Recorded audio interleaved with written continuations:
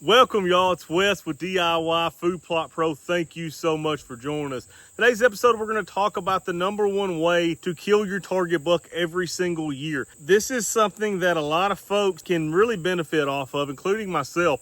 Whether we are hunting large acreages of private land, hunting public land, or whether we are hunting very small acreages of our own farm, as is the case on this farm. This farm is about 17 acres, very small farm for our area, no agriculture whatsoever, and low quality cover. It does have significant cover, but it's very low quality cover. So what we're going to do today, I think, is going to make a huge impact on killing our target buck next year. I think it's extremely important, and I think it gets overlooked more than any other thing in the whitetail woods as far as hunting a mature specific buck. We're putting out some mock scrapes on this farm. We don't really know this farm, right? We've never hunted it, never been in a tree on this farm. So the first thing that we have to do is we have to figure out how these whitetails are using it. Now there's some key sources. We've got a lot of cover and there's agriculture on all four sides. Actually, three sides. One side is houses. So we know that the whitetails are going to use this area when the crops get harvested. They're going to pile in here and they are going to use this area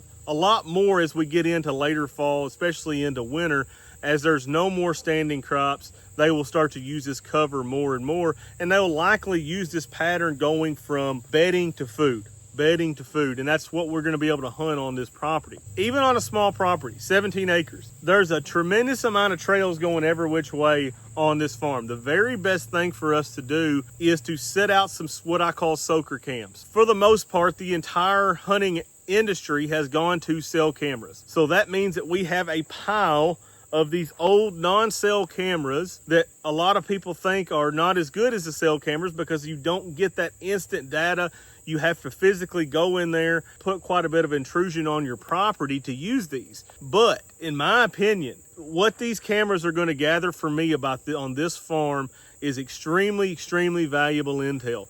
What it's going to tell me is the history. And that's what we're looking for with mature bucks, is we're looking for when did the mature buck show up? How long did he stay? What was his patterns during this time frame? What areas of the farm was he bedding in? So we're looking for all these patterns to put together for the following year, the 2026 hunting season.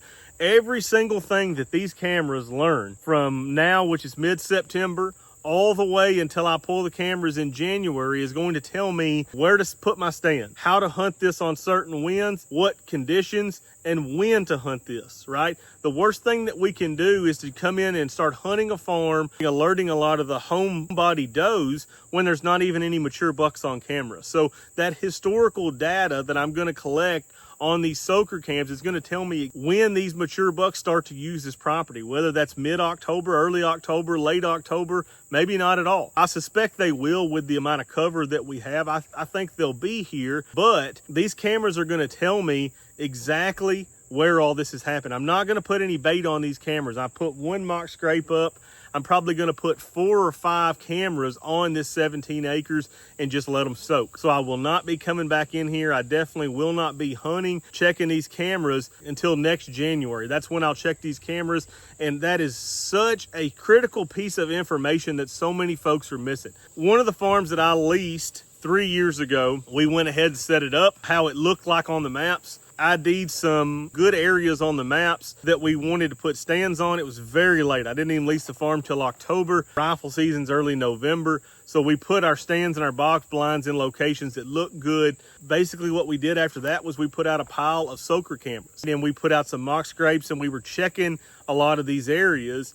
It took 1 year of learning that history before we moved the stands to different locations and were able to kill the very best buck on that farm last year because of the data that soaker cam gave us last year. Absolutely insane the amount of information that you can learn off this and be able to pattern that mature buck. Another that I did this to last year, also used it as a soaker cam. It was a spot that looked good on paper, right? It looked like a good funnel, and it was one of those things that I had enough confidence in that spot that I went ahead and put a set in that tree. I prepped it, I put a mock scrape, put a camera, and bam, just immediately just piles and piles of bucks were on that property. Now, here we are a year down the road, and we are looking at hunting a lot of these same bucks that were here last year. Now we have some historical data when did they daylight. They daylighted on this certain day with a cold front on this kind of wind. All that information is vital when you're chasing mature whitetail bucks. Don't leave those non-cell cameras in the closet. Put them out, whether it's on public land, private land, anywhere that you have a chance to hunt or run cameras to learn more about that environment. That is a great way to learn about the farm, how the whitetails are utilizing it, and when they are utilizing it. So just a little bit of tip for you today. Don't leave those cameras in the closets. If you need help setting up your deer hunting farms, you can go to my website, www.diyfoodplotpro.com. I will come to your farm this winter. We will walk the entire property. We will build a plan off of that property to try to enhance it, to try to make it the best hunting property in the neighborhood. We will go through TSI, FSI, bedding areas, soil types, food plots, standing blind locations, mock scrapes, water holes. I mean, the whole 9 yards. When you get this binder, it will be an entire blueprint for you to follow and for you to manage that property for it to be the very best deer hunting farm that it possibly can be. A lot of times a fresh set of eyes is what is needed on a property. I don't know how many times I have talked to landowners and consulted on their properties, guys that are extremely successful on their farm, and they also know that they can be better. We are all learning. We are all educating ourselves as much as we possibly can.